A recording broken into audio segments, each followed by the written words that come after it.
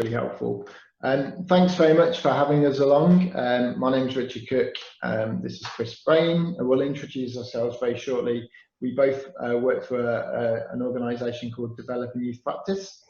And Developing Youth Practice is really set up to deliver training to practitioners, people who work with young people, and it's highly practical, useful training, we hope. And we realise we've only got an hour, but we've got some ideas and some theories around choice theory, which is one of the main models that we use at Developing Youth Practice.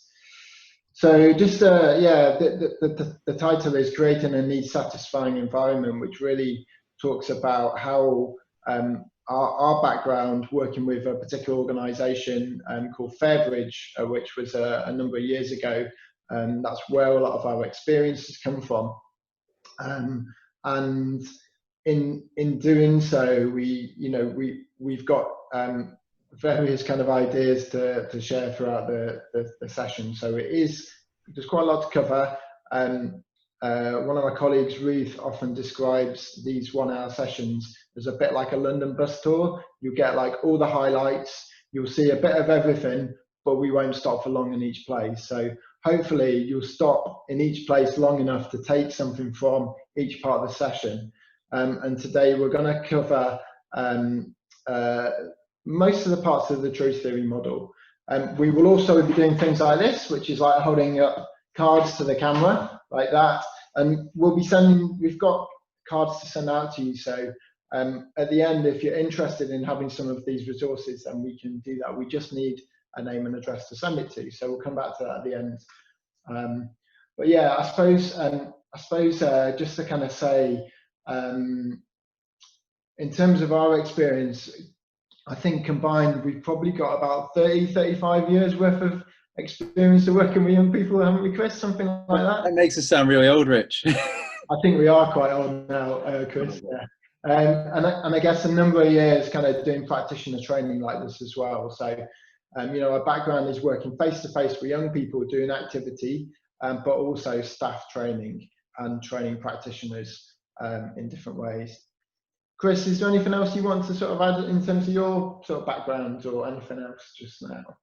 So most of my background in terms of work is working with sort of outdoor activities and leading quite bespoke programs for young people. And the young people we typically work with were young people whose behaviour, I'm sure, a lot of people describe as being very challenging. So I certainly feel like I've been on the sharp end of the delivery, as well as, like Rich says now, more often working with trainers and working with providers who are looking to work with those young people as well. So yeah, I certainly think between the both of us, we've got lots of experience that we can bring to you. And the model we're going to show you tonight was something that underpinned the approach that we had with the organisation Fairbridge that we worked with together. So essentially, everybody that was working there had an individual approach, but had a common framework to work from, so that people were talking the same language and doing the same sort of things when they were having these conversations that were quite challenging at times with young people. So I've found it really useful, and I hope it's really useful for you. But you might sort of pick and choose the bits from it that you think are the best things to impact your practice. You don't necessarily have to forget everything that you knew before and just focus on this. It's something that hopefully is really complementary rather than saying, take that away and start doing this.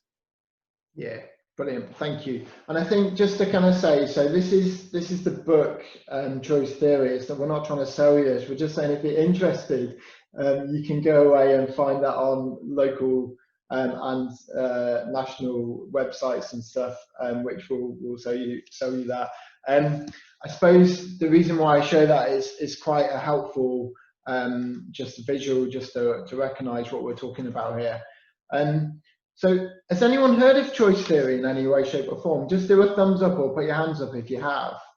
And I recognise not everyone's got their cameras on. If you are able to do so with Signal or whatever, do wherever possible put your camera on. It just allows us to kind of get a better feedback as we do this. So thank you. Thanks, Emma. That's brilliant. Has anyone seen choice theory or come across it in any way, shape or form? Do a wee hands up if you have. Just so, Matty, thank you. There's probably one or two people, quite a few people shaking heads. That's totally fine. So Joyce Theory is was a set of ideas that was put together by an American psychiatrist called Dr. William Glasser. And he did this in the 60s and 70s as he was practicing psychiatry with people. So it all sounds very scientific, and it really is. What we've found, as Chris said, is it's very easy to understand, and it's a set of ideas which are just useful to use yourself as a practitioner. So you might think about it today, but you might also think about your own life. So whether it's yourself as a practitioner, your own life, or working with young people, that's how I use it in lots of different ways. So I suppose it's a really practical and empowering method of working with young people. That's how we see it. So just a couple of things. We did kind of touch on Liam's agreement earlier, but just a few things there. If it's okay, can we have everyone have a bit of an open mind to new ideas, please? And if I can ask you to get involved in activities, we're going to have some like breakout rooms where you'll be able to talk to people a bit one-on-one. There's an opportunity to get involved in the chat bar as well. And also, if you want to say something, I appreciate you're not all that close to the mic, but if you want to unmute yourself to say something, please do so. And I suppose the final part is just thinking about how you can use some of the ideas. So we will come back to that right at the end of the session. So it's quite a bit of information at the start. We're going to move on now and do an activity with Chris around quality words. Okay, so have you got a piece of paper to hand? Most of you are at in schools, so you should have a piece of paper to hand, surely. Grab yourself a piece of paper. Or it could just be a little bit on a notepad. It doesn't need to be anything big here. And what you're going to do is you're going to split your paper up maybe into 3 sections, or if you've got line paper, just take a line. And you're going to write down a person, a place, and a pastime that is really, really important to you. Don't go writing it down just straight away. Just have a moment to have a think, just to make sure you've got exactly the sort of message that we're trying to give you here. So the person, for example, is somebody that's really important to you. They are somebody, my guess is there's somebody that you probably know, somebody who, like there could be a family member, it could be a friend, but also it might be somebody that you don't quite know, you haven't met. Either way, that person is somebody who you would think of as being really important to you. Maybe they sort of define who you are. They've helped shape your values. They've helped shape your beliefs. For the place could be somewhere that maybe you've only been to once in your life, and it could be like somewhere on holiday that you've been to. But again, it's somewhere really, really important. Somewhere maybe that you wanted to go to for a long time, or it could be somewhere that maybe there's a really strong connection because of something that happened there. Or it could be that the place is just, you know what, on a Friday night when, I've been stressed from work and work's been a challenge and it's been a challenging week, I go to my bathroom, I put some candles on, I play some music, get Celine Dion on the radio, and turn the lights down, and my place is my bathroom. So it doesn't have to be like somewhere like really far away, it could just be somewhere really local. And the pastime is essentially something you like to do. So for me, I really like to go kayaking. I do it quite a lot at the weekends. I also do it through work as well. And if I have any free time, then that's the sort of thing that I like to go and do. But it really helps to shape my identity as well. So it's kind of not just something I do. It's like part of me, if that makes sense.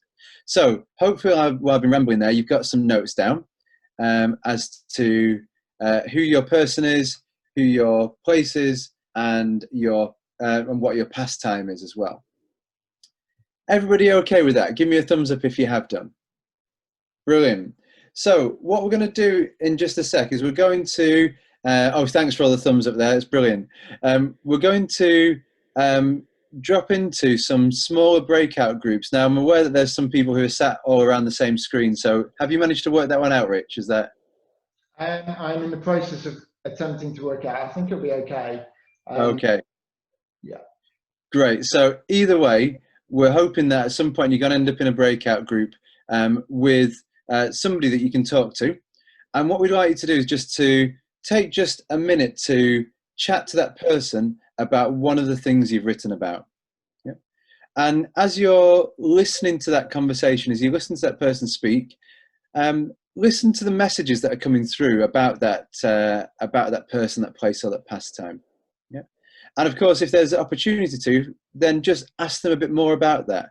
You know, find out a bit more information. Is that okay? So if you're in a bigger group and there's lots of you, we're just going to sort of break down into pairs. If you end up in a breakout group just with one other person, then of course that's okay. We're just going to do that for 2 minutes in total into smaller groups. Are we ready to go, Rich? 30 seconds. Okay. Okay.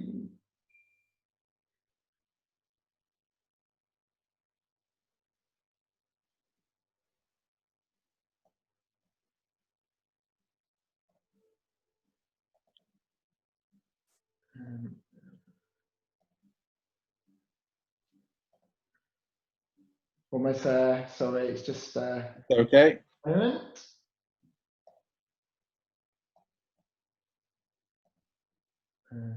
I think we are good to go. I'm going to go for it. Hopefully this will take you all to a room for 2 minutes.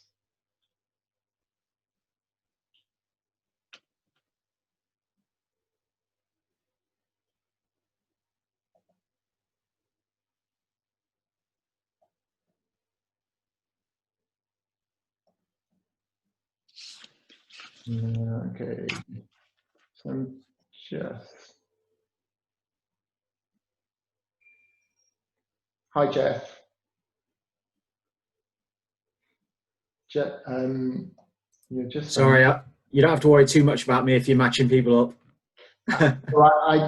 I chose not to. I hope that was all right. No, it's absolutely no problem. I'm sort of multitasking a little bit here. I wasn't meant to be in on the session, hence Liam was covering me. Now I am able to be on the session, but I'm doing a little bit of multitasking. I hope that's all right. Totally fine. Yeah, no, I just thought I'd leave you two out of it. Sorry, it's just suddenly quite with the rooms the way they were.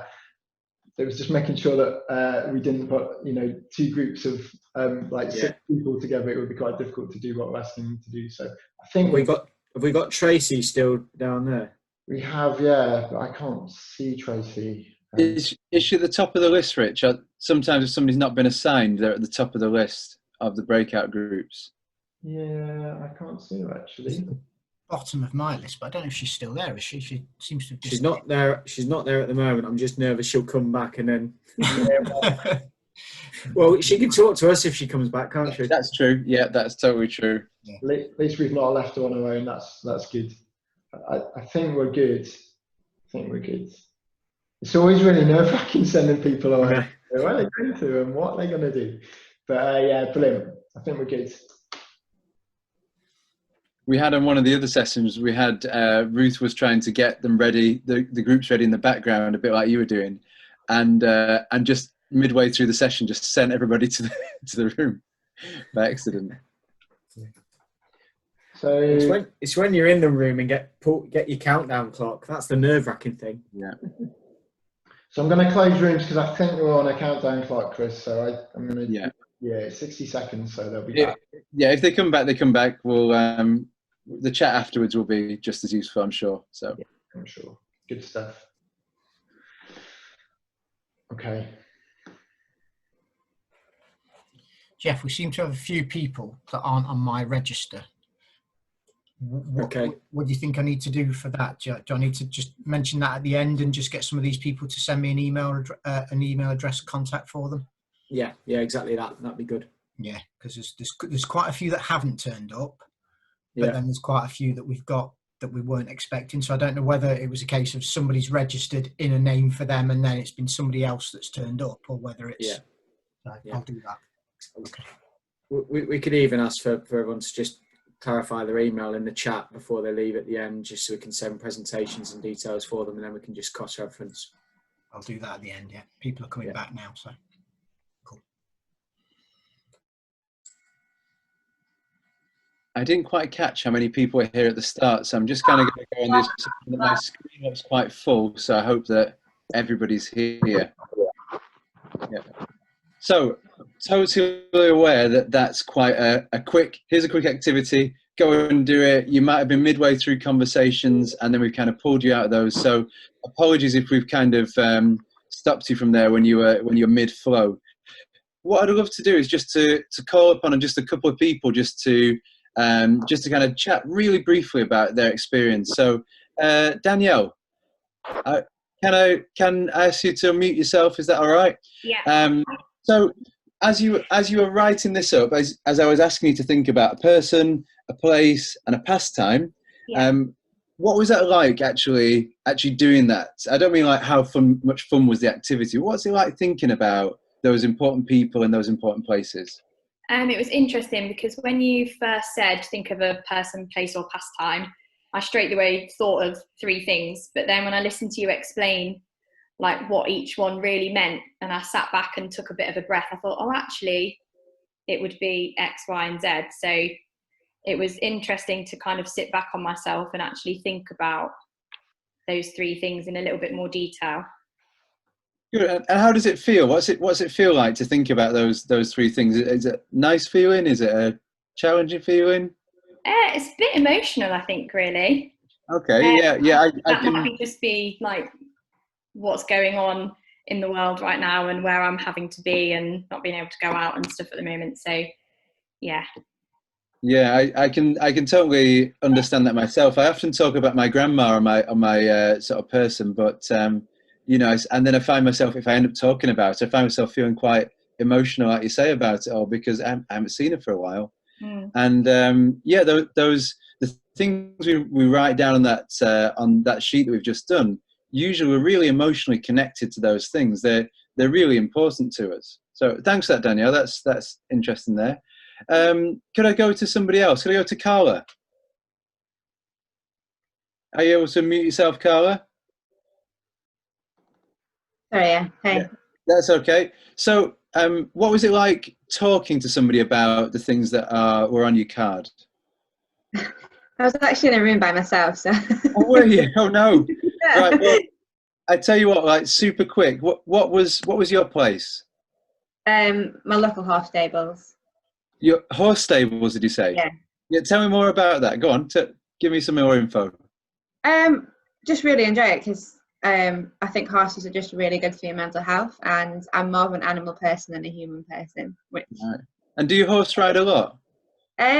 Not too often. I just kind of look after them more than ride. I'm a bit scared of that, but yeah. And is that something you've done for quite some time, or is that a new thing? Oh yeah, most of my life. Yeah. Most of your life. Would you say it's like if somebody said like write down the most important thing, would like up at the top of the list, would horses be up there somewhere? Yeah, definitely. Yeah. Okay. So I was going to ask you, what was it like talking about that? I'm aware we just kind of had a really quick conversation just there kind of in front of everyone. So apologies about that.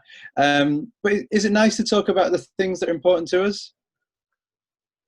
Definitely. Yeah, I mean, I bet if I said me and Rich are going to switch off now and you can take over, you could probably spend the rest of this meeting talking about horses. Would I be right? Probably. Won't be interesting to people, but yeah. It's not about whether it's interesting to everybody else. I bet you could do it though, couldn't you? You could tell us everything about how much you love horses. So we'll just go to Max, if that's all right. Max, who are you in a room with? Can you remember? I was in a room with Georgia. Georgia. About whatever she was talking about. Sorry, you just cut off then. Can you just repeat that? Okay. Oh, it's okay. I said, what was it like listening to Georgia talking about whatever she was talking about?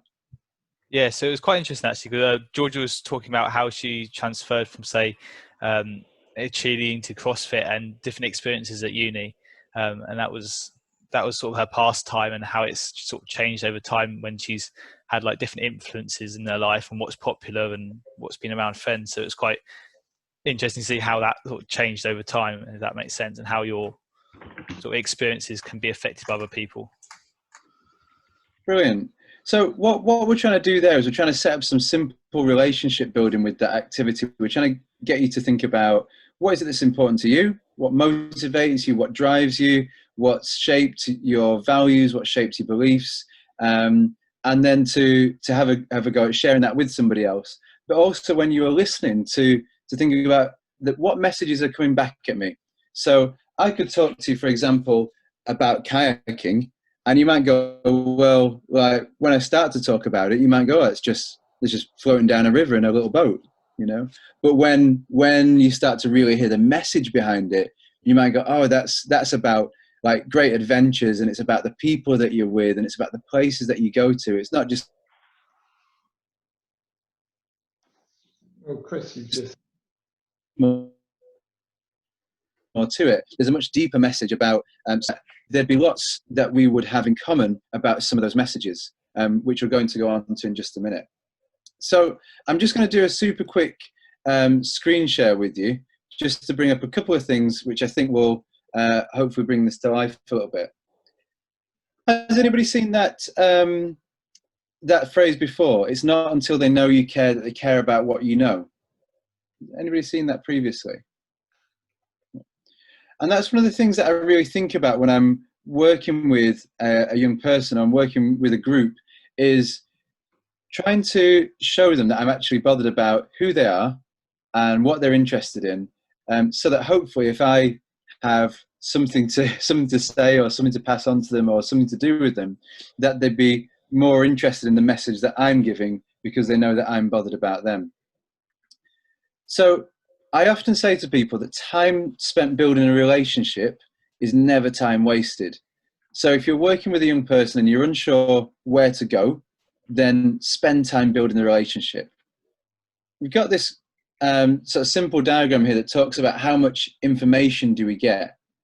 When we're having a conversation with somebody, we might just be on the surface, just kind of finding out the sort of factual information.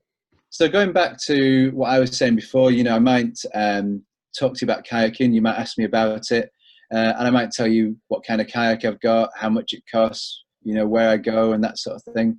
And just keeping it really sort of surface level type factual information. But when you find out more about it, you might, I might start giving you information about where I've been, what I've done, why I do it, the great times I've had, the challenges I've had, and you find out more. So we go past that sort of factual surface level type information, we find out some more.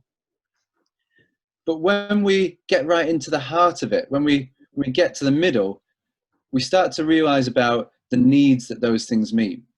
So as you have a look at your paper that you've done in front of you, the person, place, and your pastime, you could probably look at that and go, you know what, there's things on there that really meet some of my basic needs as a human being. So we're going to chat about that really soon, but it could be like a need to be loved. You know, I wrote down my mum on my piece of paper, and she definitely fulfills that need to be loved. When I sort of look at my kayaking, I think that really meets the need for fun and enjoyment as well. So all these things are really important to me, and they really define who I am, because essentially they meet my basic needs, which we are going to come to soon. So what we're doing here is we're building up a picture that Glasser would call our quality world. These are all the things that drive us, our motivators, our the things that we just think are really important, the things that we either have or the things that we'd really like to have. Glasser would describe this as being like a picture album, you know, so a collection of pictures of the things that are really important to us. And I'm sure as you look around that, you'll see that there are things on there that you also match yourself, and that you also go, you know what, I recognize totally that healthy living is really important, or that family is really important, or maybe religious beliefs are really important. But everybody's quality world is individual and unique. So essentially the reason that I have family in there might be different to the reason somebody else has family in there. And of course, in my quality world, it's my family. In your quality world, it'd be your family if your family are in there.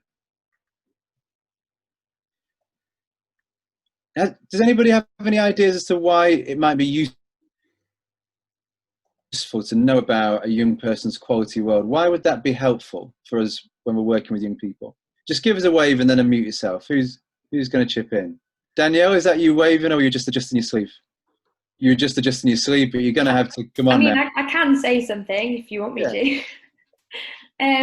I guess it's important because then you can, I think lock-in's the wrong word, but you can interact with that child on another level. So if you know that they're really into, I don't know, Pokemon, you can probably start building a relationship with them as like a mutual interest, whether you're not interested in that or not. And then they might like build trust with you, and then they come to you if they're feeling down, or find you as like a trusted adult, maybe. Yeah, absolutely. One of the important things is that we know what's in somebody's quality world, and that collage type picture that I showed you before, that's been an activity that we've used with young people in sort of various different ways to actually get them to think about what's important to them, and then it gets the conversation started about what's driving them, what's motivating them. And I'm not going to steal too much of Rich's thunder here, because that links really well with people's basic needs. So there's more that I want to say. I'm conscious of time, but hopefully giving you a quick London bus style tour of quality worlds, and I'm going to pass you over to Rich to chat about needs.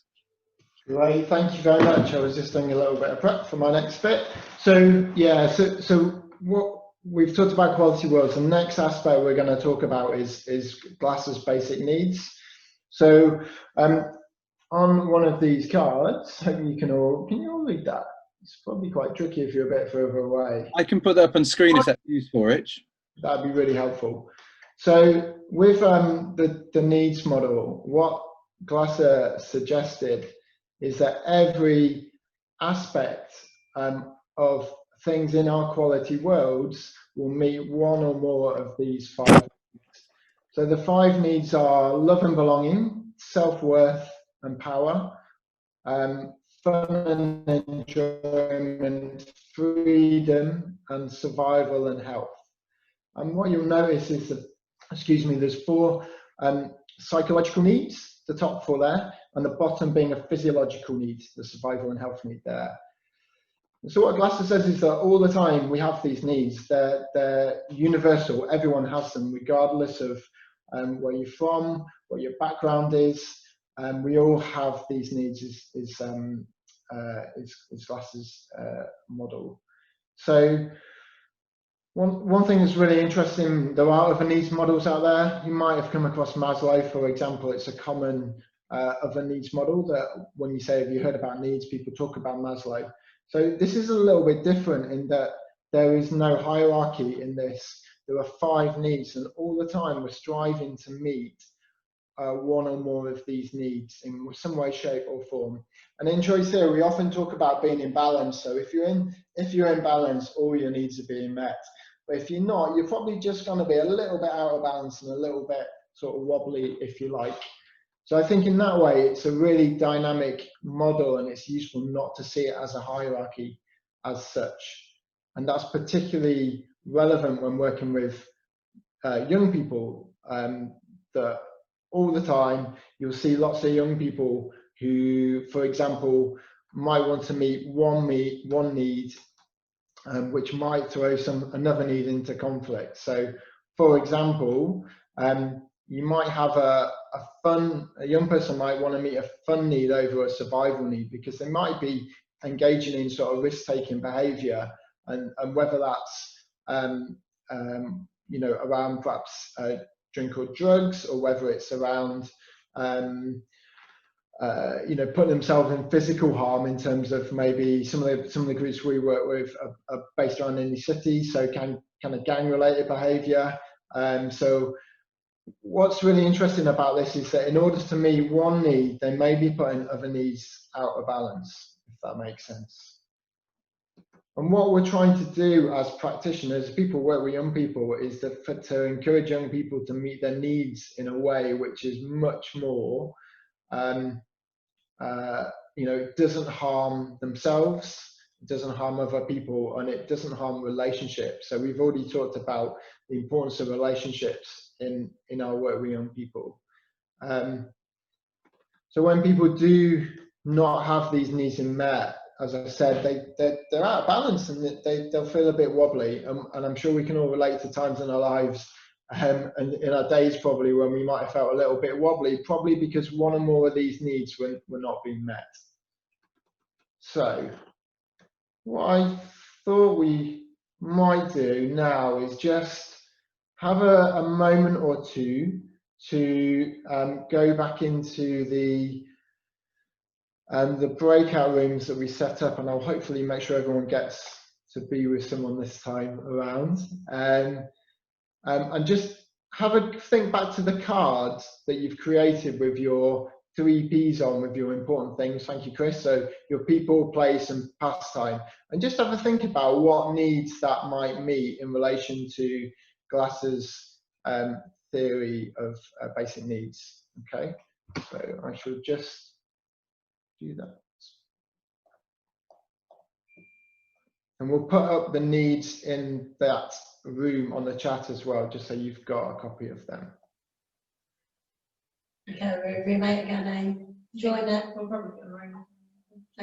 So we'll go for just a couple of minutes. Is it working? No need to join it. Oh, I thought I joined it. Is it there? Yeah.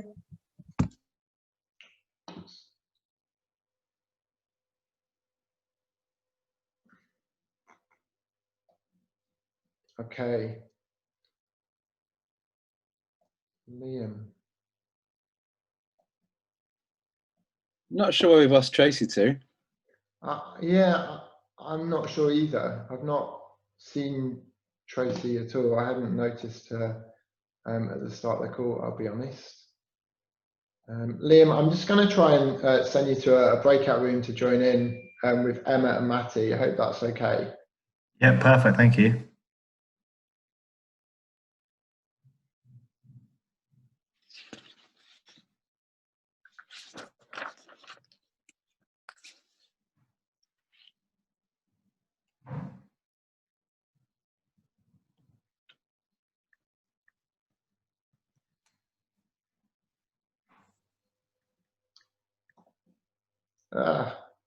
Liam, do you know what? I had the lights went off in my house there, and something weird happened in just for a minute. I'm really sorry.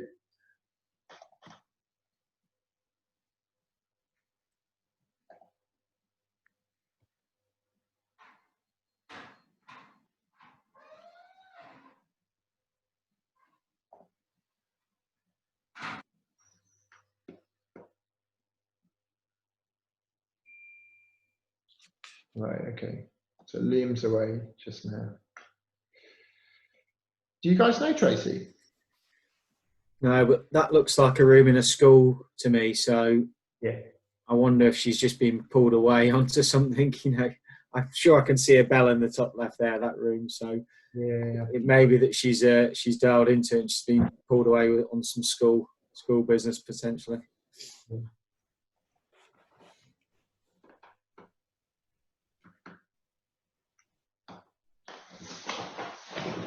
She's one of the ones that's not on my list, so I couldn't even tell you where she works. Yeah, difficult, I suppose, in that way. Chris, how are we doing? Just thinking of time-wise, I'm going to do. Will I go and cover the cups activity? Do you think? I think that'd be good to bring it to life. The one message that I'm thinking that would be really useful to kind of put across in some way, and I don't know if this is something that you do or I'd pick up, is what if there's something in somebody's quality world that we might think is harmful or unhelpful? Like how do we? But then I might be able to link that with the total behaviour stuff possibly. Yeah. Okay. But I think we're okay for time. Well, I think we're okay for time. 20 minutes, so I'm just pretty wary of yeah. time actually. Because I think with the total behaviour, I'll just go straight in with the activity, and then I'll give the overview on screen. So I think that'd probably be fairly short, ish, just to give a simple overview. Right, I'm just gonna say last minute and then bring people back.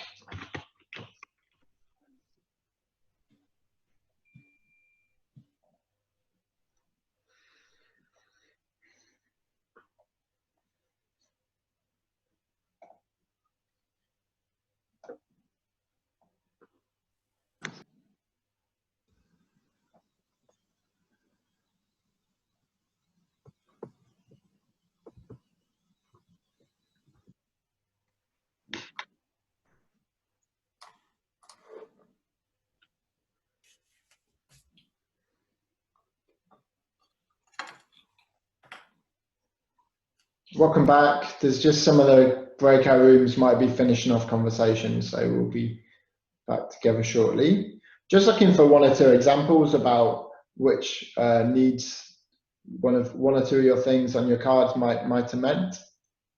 So you know, if you've got an example, when I ask in a moment or two, I'll be really happy to an example or two.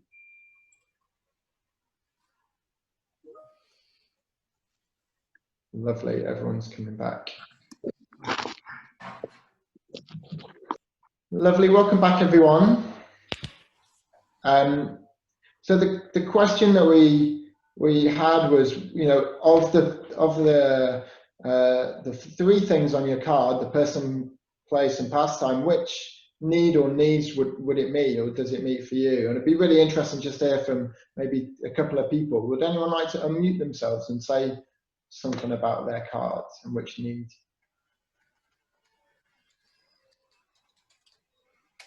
Max, you're unmuted just now. Can I take that as an opportunity? Would you share a little bit on what you've said? Yeah, sure. So we were talking about, I think one of them was health, and how the people around, the people you surround yourself with kind of, it does sort of lift your mood, and it's that mental health kind of thing. And well, for me at the minute, I'm living away from like home and I'm at uni. But it's just like, you kind of do miss the people around you. And it's like, I wouldn't say it does affect your health kind of thing, because it's the first time I've kind of like been away for this sort of length of time. And that's kind of one of the points we talked about. Great, thank you. Thanks, Max. Yeah, so you know, your survival needs are fundamentally important, and recognizing for young people that organisations I work with, you know, right now lockdown has been a real challenge. I'm sure it's a real challenge for yourself and also the young people that you work with too. Could I just come to someone else? Sharon, would you have an example of one of the things and what needs it might meet? Which one of those needs there? Mine was enjoyment, and I for my job I travel all over the world, so at the moment I'm in an unusual situation where I'm not on a plane for a change, but my favourite place in the whole world is Wales next to the sea. Nice. Because it ticks every box and it doesn't involve a plane. Brilliant. And I've always had the most enjoyment on holidays there. Good stuff. Thank you very much. Okay, so just to kind of build on that idea of needs fulfilling quality world pictures. And we've got a little activity that we've kind of run a few times with groups. I'm just going to show you. Hopefully this brings it alive a little bit more. So can you see that? Can you give me a thumbs up, Chris? Yeah, that's good. Hopefully you've got 5 need cups, and we've got the 5 needs there. So love and belonging, survival, self-worth, freedom and fun. And again, it's just a little activity. So when the cups are full, they're pretty full right now, but when they're full, they're in a really, young people or people are in a really good place. But things can happen. Yeah, so every day in life we don't sit around with our cups full. Things happen, and therefore, you know, for whatever reason, our self-worth cup for example, just gets knocked a little bit as a result of maybe missing the bus to get to school or to work, or your alarm doesn't go off, and it's really important that you need to be at school at that time. Or it could well be that from a kind of fun point of view, thinking about lockdown, for example. Obviously, if you're not able to meet your freedom need by getting out and about and being able to do so much of the sport and the physical activity that you love, then it's sport and physical activity could be needs fulfilling in across all of these levels for different ways. So whether that's about the people that you work with and that you do sport with, whether that's about it being part of your work and your job, whether it's about just doing some activity for fun, for health or fitness. So I suppose very, very briefly, I just wanted to say what our role is here as people working with young people is to help fill up their cups. And I say that's a really obvious sort of analogy, but that's the approach that we took. We're all the time just trying to find what different ways that we can help meet young people's needs to create that sort of need satisfying environment in the here and now. And ideally we will help young people to fill their cups for themselves in a way that doesn't hurt or harm other people, as we mentioned. Yeah, so final question I would just like to ask people from a chat box point of view, if you can just type 1 or 2 ideas into the chat box here. So it's just about thinking about, in your roles, what are the little things that you do, as well as the big things that you can help support young people to meet each need, or how might they be meeting that need now that might be harmful, if it's another way of thinking about it. Yeah, so how do you meet young people's needs, or how might they be meeting it in a way that isn't so productive and healthy? Type 1 or 2 things in the chat box. That would be really good to hear from people.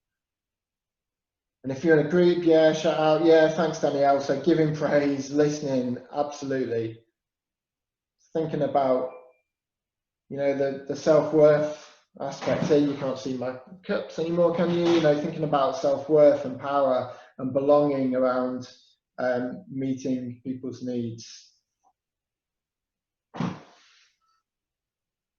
Yeah, lots of value in people. Yeah. Encouragement, giving them power to make decisions, getting students to say something they've done well at the end of the lesson. Magic. Lots of really great ideas. So many, I can't keep up. Yeah, smiling, encouragement. Yeah, lots of encouragement. That's great. Thank you very much. Giving time and praise. There's lots there that I didn't also read out. So what we're going to do is take our next stop on the London bus tour of Joyce Theory. Going to take you back over to Chris and move on to total behaviour. Okay, so I'm going to go straight in with quite a bold statement here to get us started on the next section, and it's this one: all behaviour has a positive intent. Now, I remember when I started learning about choice theory, and somebody said that to me. They said, all behaviour has a positive intent, and my initial thoughts was, well, what about this? And what about that? And that's not right. And you can't say that somebody doing that is okay. That doesn't have a positive intent. But the really important thing to remember here is that when we behave, that's our message to the external world to try and get our needs met. So the things that are in our quality world are our motivators, the things that drive us, the things that we want. And the things that we want meet our basic needs, like Rich was just saying. And the way that we do that, the way that we try and get our needs met, and we try and get those pictures in our quality world met, is that we behave. Yep. So we do things to try and do that. So whilst there are things that go on in the world that I think we would probably have maybe a massive agreement that are not a positive way of meeting those needs, meeting your needs, or somebody meeting their needs, is a positive thing. Okay, so that sends us on to the next section, which is our behavior, how we actually behave and what we actually do to try and get our needs met. So we're just gonna do a quick couple of activities, super quick experiments. Stick with me on this one because you might be like, what are we doing? But it's okay, just go with it. First one, experiment number one, is just stand up and sit back down. Or if you don't want to stand up and move, just wave your arms in the air. So stand up, sit back down. Yeah, okay, we got a bit of movement from people. Great stuff. So stand up, sit back down was dead easy, I hope. Next one is what I'd like you to do is I'd like you to think about the place that you wrote down in your place when we did it before. Think about that place. Just 10 seconds. Go straight there in your mind. Think about it. Okay, I've got no idea if you've done that, but I'm going to assume you have. Next thing is to feel really ecstatically happy. So not just like you know, something good has happened, but like something really, really great has just happened. 3, 2, 1, feeling ecstatic, go.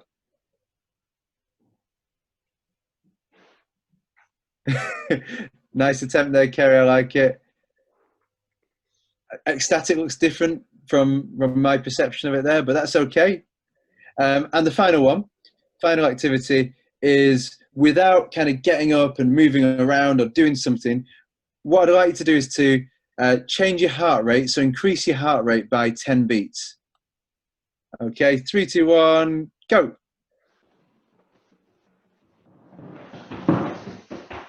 Okay, so some people moving around. Again, I have no real idea of whether you've done this or not. So those are our 4 experiments. So first one, stand up, sit down. Give me a thumbs up if it was dead easy. Give me a thumbs down if it was really hard and you didn't manage it. Give me any in between if you were like, actually, I kind of got there. So standing up, sit down. Okay, and the next one was thinking about the place that you wrote down before. Okay, so still thumbs up, I think, from everybody.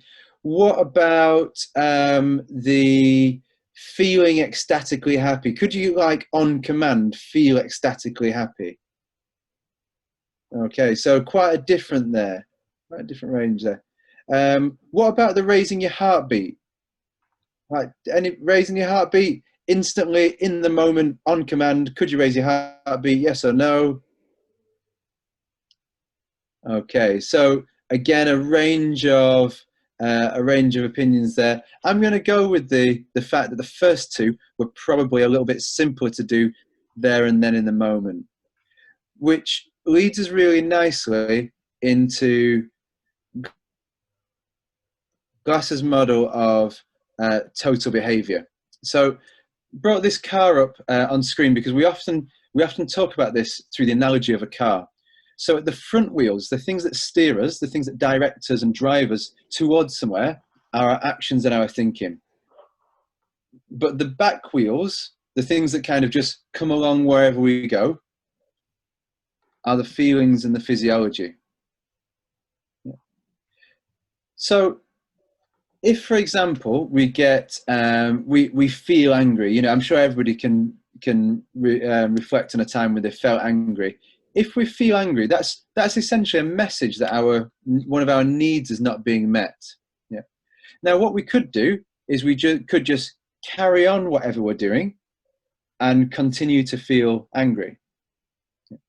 But if we want to change that feeling, if we want to turn it into something else, or feel it less, or just kind of move away from that altogether, the simplest way to do that is to change what we're doing, so change our actions and change what we're thinking about.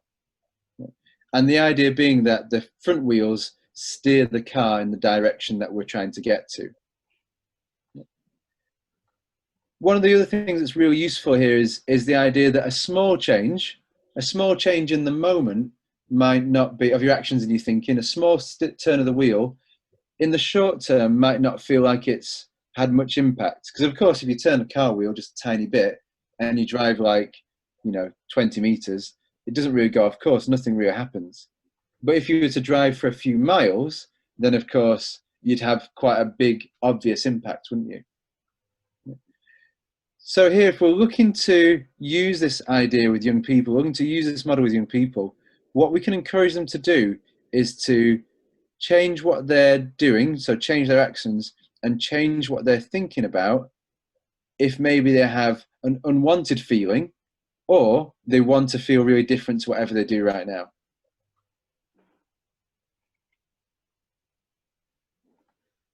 How does that sit with people? Like, give me a thumbs up if you're like, actually, that's probably quite useful to think about. And my guess is that loads of us do this in our daily life. You know, if you're sitting there thinking, oh, I feel a bit like down in the dumps today, I tell you what I'll do, I'll go and take the dog for a walk, or I'll go and like get out into the hills, or I'll go to the gym, or whatever you decide to do. My guess is that when you feel like that, you change what you're thinking about and what you're doing, because those are the simplest things to change. Again, I'm quite conscious that we're short of time, and there's loads more I'd like to tell you about, but I'm going to pass you back to Rich now, if that's okay. Thanks, Chris. Yeah, it's really difficult because this is the kind of concepts that we're talking about now. Just now, quality worlds, our basic needs model, and total behaviour are kind of three of the four main components of the Joyce Theory model, and it's about how they all interact. And normally, in normal face-to-face training, we deliver that over 4 days, and we've been working with developing youth practice. Chris particularly has been working at sharing those ideas in a more of a kind of online environment in this way. So what's really, I guess what we're saying is we're cramming, you know, pretty much nearly 4 days of material in not as much detail into a 1 hour session. So thank you so much for your contributions and your conversations that you've had. We're nearly at the end of our time. I suppose what's really helpful for us at the end of any session is we're just always thinking about that with new ideas. How can we use them? So in the chat box again, what would be really helpful is that if you could add in something that you found, something that's been most useful for you today, and if you found ideas that you could put into practice straight away with your young people that you work with, if you would just share that as well, that'd be really helpful. We'll capture what's in the chat box as well. And then I've got a small piece of kind of post evaluation type stuff that I'd just like to talk to you about. But just right now, what's been most useful? Hopefully I can pull that up just now. So you've seen there. So yeah, what's been useful? The car analogy, Liz, I think is one that really works well with young people, and I certainly apply it to myself. If you're not liking how you're feeling, change what you're thinking about and what you're doing. It's a really straightforward model, I think.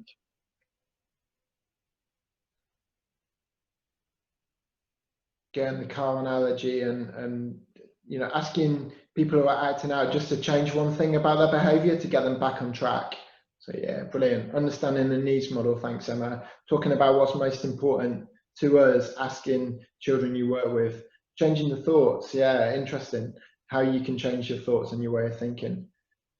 Yeah, the car model, the concept of imbalancing needs to address one of them. Yeah, brilliant. Brilliant, okay. Thank you so much.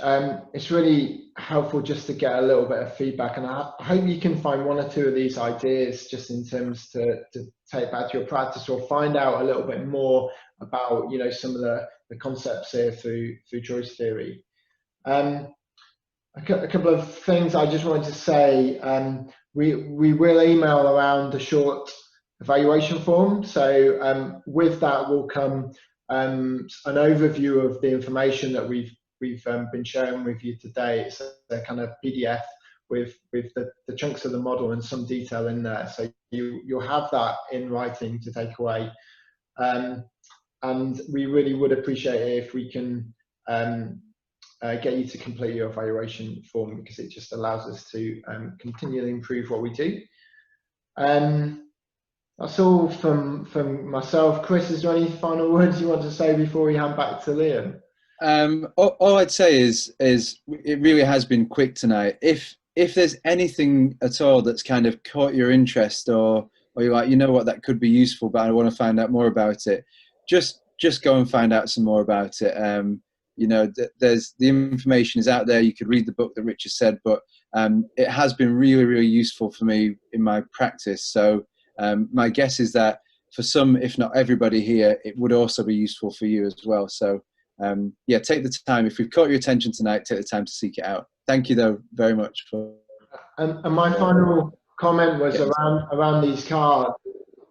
We can absolutely send a copy of cards. We've got 3 or 4 of the cards which have got their kind of main ideas on, and they're really handy just for kind of flashing out ideas in front of young people to capture their attention. So that's how we've used them, and we're happy to share a copy around, but we need to know that you would like a copy. So you need to just inform. Did we say Teresa might be the best person just to capture that, Liam? Just thinking about how we practically do that. Yeah, I think I kind of said that most of you will have had an email from Teresa around the session today, and those who maybe haven't, I'll deal with that in a minute.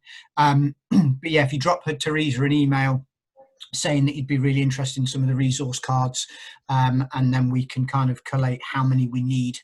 And then get them from the guys and get them out to people. So yeah, that'll be fun. Thank you very much, everyone, for your time. It's been really great to meet you. Okay, I'm just going to share my my screen just to finish. So hopefully people can see this last little bit of the screen that I've got.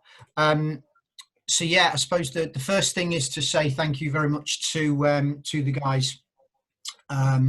For delivering tonight, and I'm sure everybody will join me in extending those thanks. I am going to stop recording after we've finished completely, and a copy of the recording will be on the LRS website conference page, alongside some of the recordings from the other conference workshops, so they'll be available to you if you want them after today. One little thing I am going to do is within the what have I done there? I've gone on one page. Within the chat function, just at the end, I'm just going to paste some people's names. There's 1 or 2 people, or quite a few people that I've got on the list here today that weren't able to make it, but I've also got quite a few people that have been in the workshop that I didn't have on my list. So just in order to make sure we have the information to send out to you post the conference, if I can just ask you to put if you see your name on the list that I put in the chat function in a minute, just if you guys can just drop me an email address in the chat function so I can get that stuff out to you. So yeah, once we've got that information out, if you can complete the evaluation, that'd be really, really useful. And as it says on the screen, we are looking to set up a mental health, sport and physical activity network. If you're interested in getting involved in that, then please come to the workshop on the 30th of November, and you can register your interest in that on the evaluation form when you do it. So yeah, so other than that, guys, yeah, it just remains for me to say again, thank you very much to the guys for coming along tonight, and yeah, I hope everybody's found it really, really useful.